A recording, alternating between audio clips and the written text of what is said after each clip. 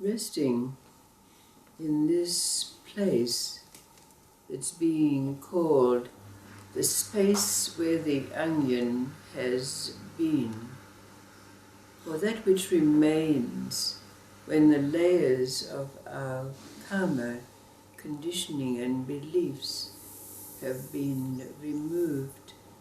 The question is now being asked, what is life's relationship to us? And we could define life or existence as being those three levels: the level of cause and effect, the level of the occult or spirit, and the level of interrelatedness or oneness, and also that which lies beyond it, that which lies beyond Satchitananda and permeates through all that is sometimes called the divine, or God, or consciousness, or energy. So, to define this for ourselves, we have to dive deeper. We have to dive deeper into the symbolism, the archetypes of the stories. There is a story about a great and learned rabbi who with his wife longed for a child, and it wasn't until their dotage that a child was born to them, a girl they called Deborah. But Deborah grew into a beautiful being. Not only was she physically beautiful, but she had a beautiful mind. She was clever, very intelligent, and from the earliest age she spent her days studying with her learned father and the other rabbi pundits who gathered around him. She learned the ancient texts, studied the sacred books. But she grew into a very beautiful woman, and it came time for her to be married. And so her rabbi father chose a young man for her.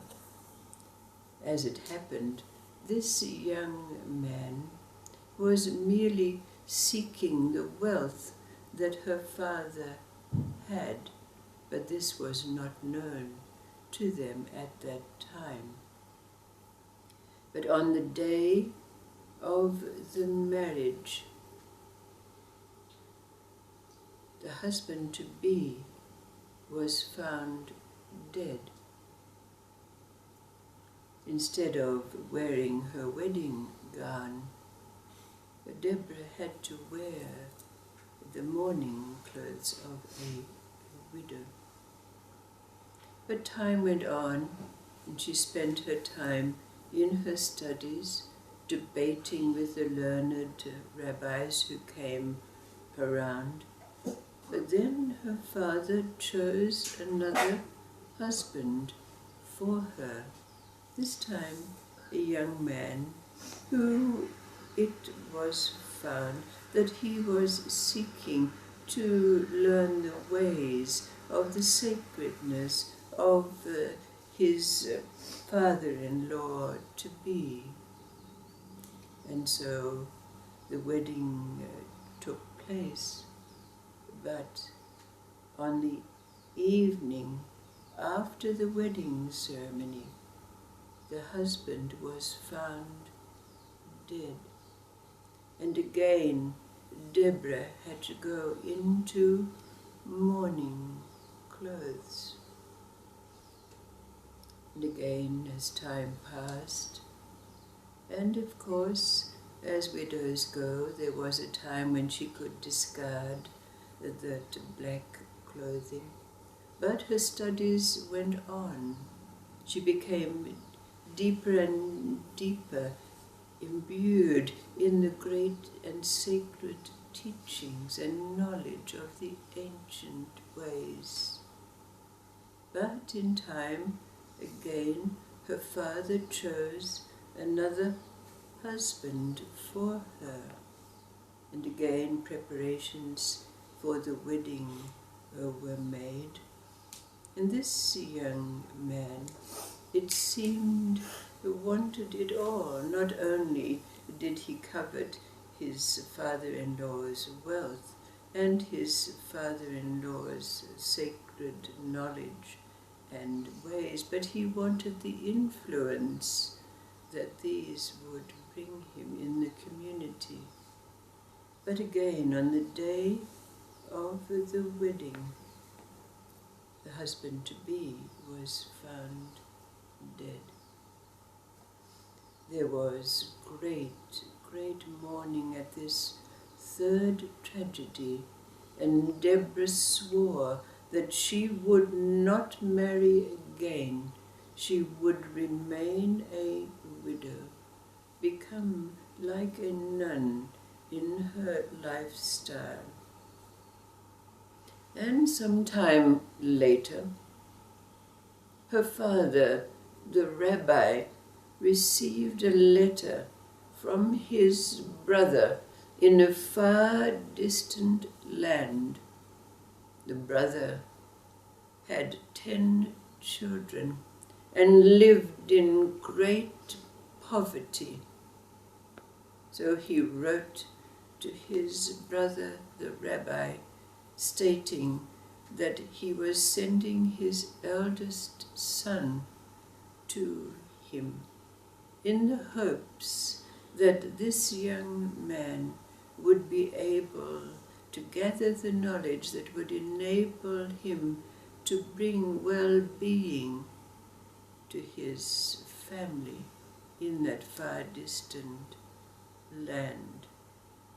When the young man arrived, he was found to be a very refined soul and was immediately gathered up into the family as one of them. He helped his rabbi uncle with his business. He learned the ways of the synagogue, and time passed until one day this young man came to the rabbi and said, "You have been very kind to me, but I have one thing that I want to ask of you. I beg you to give it to me. Otherwise, I feel that I must return to my family. I would like to wed your daughter, Deborah." Immediately the rabbi's tears rolled down his face. "No, no, please, do not ask this of me." But the young man said, "I know of this history, but I love her dearly. I will not be satisfied unless you can grant me this wish." So after great argument and great thought, the rabbi conceded to this marriage. And so arrangements were made with great mixed feelings. On one hand, Deborah had fallen in love with this young man, but she dreaded the thought that she would lose him on their wedding night. But arrangements went forward, and those who were invited gathered to the wedding feast. But on the way to the wedding, the young man encountered a strange being who accosted him on the road. And this being, it so happened, was the prophet Elijah, who comes to those at crisis times in their life. And Elijah said to the young man, "Listen carefully to what I tell you and do as I say.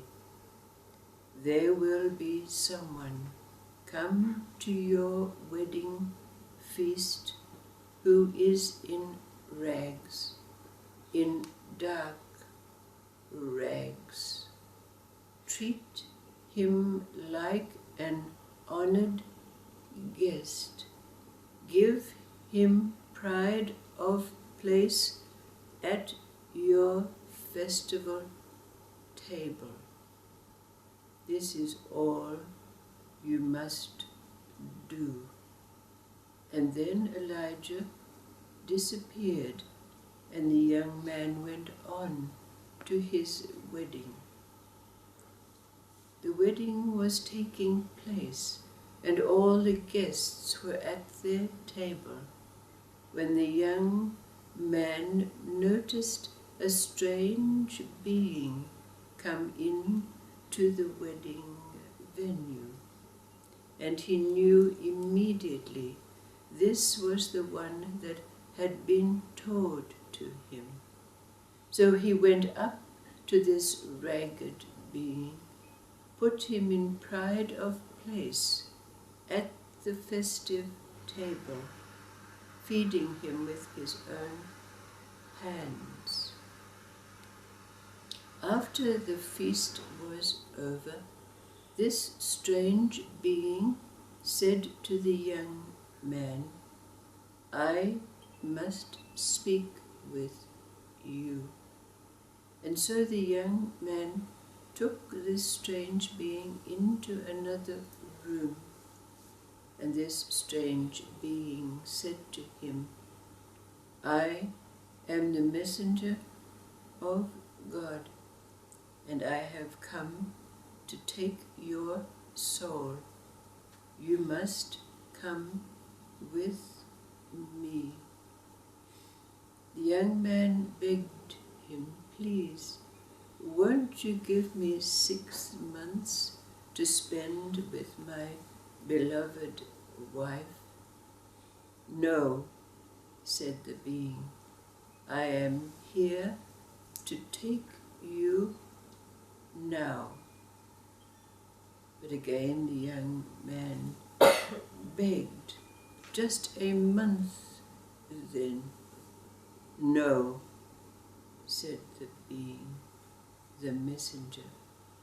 But again the young man begged, "Won't you just give me a few moments to farewell my beloved wife?" And thinking for a moment, the strange being said, "You have treated me graciously and well. This I will allow you." So the young man left and went to see his wife, Deborah. She was waiting for him, with tears rolling down her face. And he said, "I've come to farewell you. The messenger of death has come." But Deborah, with a force that she herself hardly recognized, spoke out loudly to her husband, "You stay here. I will go to the messenger." And she took herself off to the place where the messenger was. And in facing him eye to eye, she said to him, "You cannot take my husband from me. It is said in the sacred books that a man cannot be taken until he has consummated his marriage." And the messenger was somewhat aghast. She had a point. So he said to her, "I will have to go and confer with God."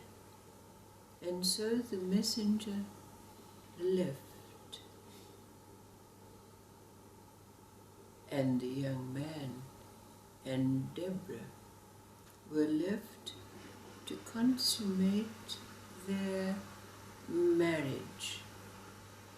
Their family had gone out to dig a grave, fearing and waiting that in the morning they would go into mourning for yet another son-in-law. But to their great joy and delight, when they returned to the house, all they heard was the joyous laughter of the young man and his wife, Deborah. The messenger of death did not come back for either of them for many a long year.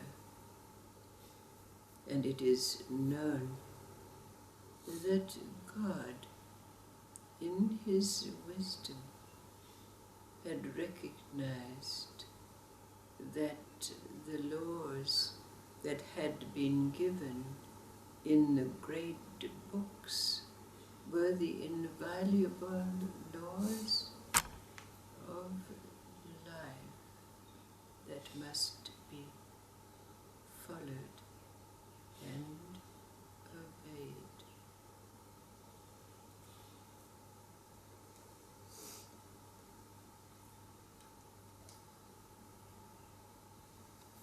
What does this story mean for us in asking the question, what is life's relationship to us now? Those levels of existence and that which permeates and transcends that we can put together as the movement of life. How does the movement in all its forms, its levels, relate to the space where the onion has been, filled as it is with what we might call all that remains when a mind has been purged, presence.